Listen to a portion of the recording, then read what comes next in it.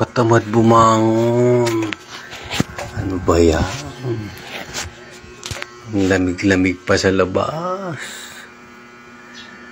Oo. Kailangan bumangon.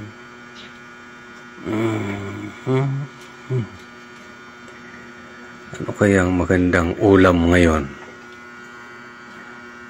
Sarap ngayon. Hotdog jumbo. Chicken frank. Yan. Makapagligpit muna.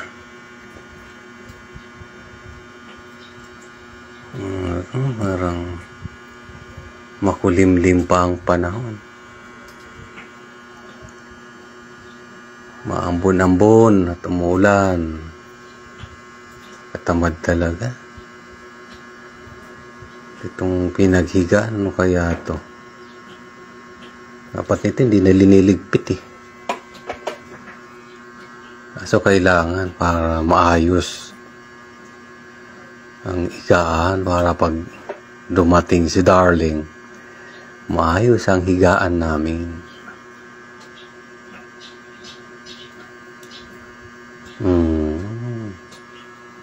Kahit mapangi at mabantot-bantot na tong sapin ko sa kama, ayos pa lang din yun.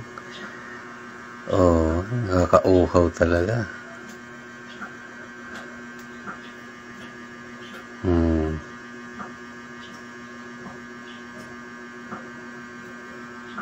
Magandang almusal talaga.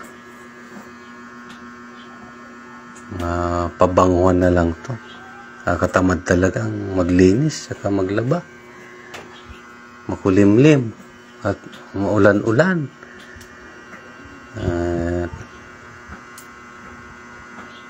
Puro kalat. Araw ba ngayon? Ilang araw na akong di naliligo.